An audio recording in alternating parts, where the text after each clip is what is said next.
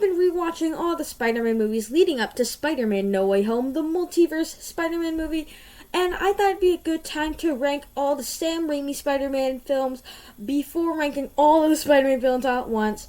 So here is my ranking of these characters. Hi, my name is Nathan. I do a bunch of movie talking on this channel. Down below in the comment section, be sure to share your ranking of the 5 Sam Raimi Spider-Man villains. I have done some character rankings like this. You can check those out over on my main channel.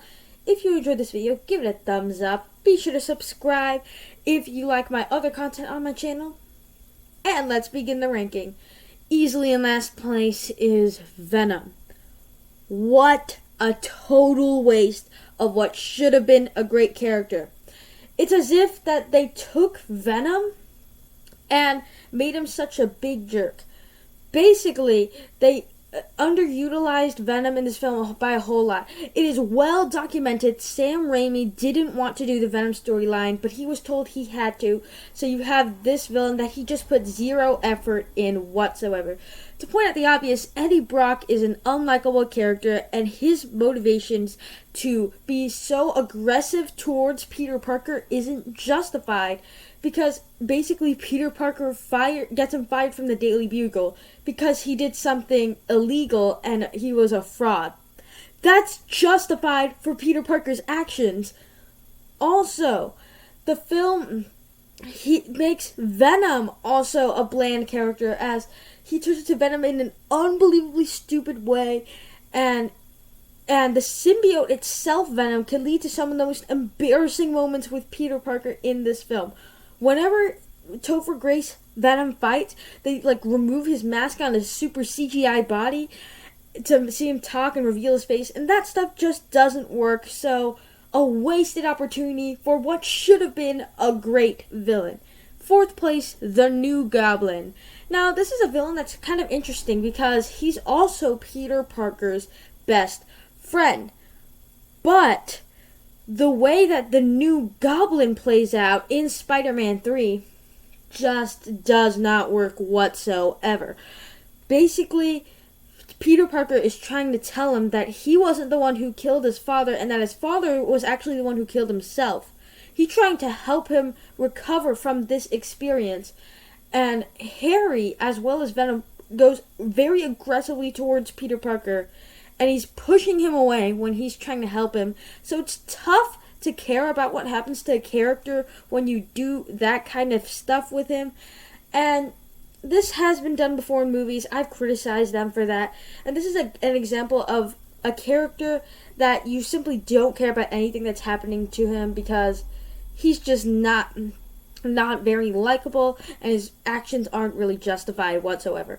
In 3rd place, the Sandman. Now, I don't have any big problems with the character of the Sandman, as he has a backstory and he has a sick daughter, and he's just trying to get money to help his family.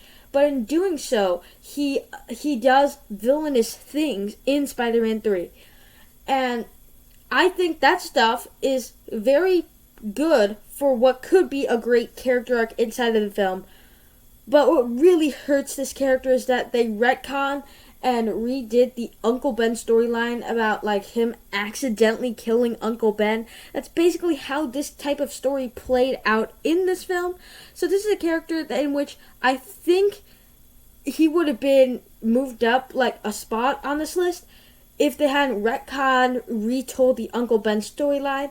But on his side, his backstory, it actually kind of works. But on the Uncle Ben Peter Parker relationship story, it doesn't really work all that well. Our runner-up is Dr. Octopus. He seems like the character that we get the most of in Spider-Man No Way Home, of all these villains at least. Anyways, this was a great character to me. He starts off as just a scientist, wanting to experiment on something, and is trying to do something to amaze the people. But in doing so, he kills one of his loved ones. So, in the aftermath, he turns to do villainous things because he wants to do this experiment again. But then, once you get to the final battle of the film, he has a gigantic character arc. He starts off as this guy just caring about his project, not caring about anything that's happening to others because of his robotic arms, and later he takes control of them and heroically dies in the movie. He's like, I will not die a monster. And that stuff is very profound to me. It's a great character arc for the character, and of course, I'm excited to see a lot more of him in this new release of No Way Home. But in first place is Green Goblin. Harry's father in the film Spider-Man 2002 is the best Raimi Trilogy villain to me. He is the coolest character with a cool suit and cool glider, but he's really just a businessman.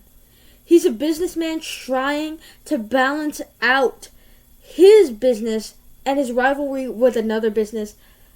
And his inventions and his experiments turned him into darkness in the process. And he was overtaken by this creature.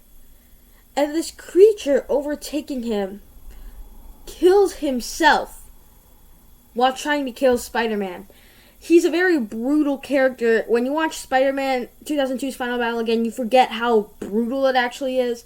Because of this creature he is overtaken by.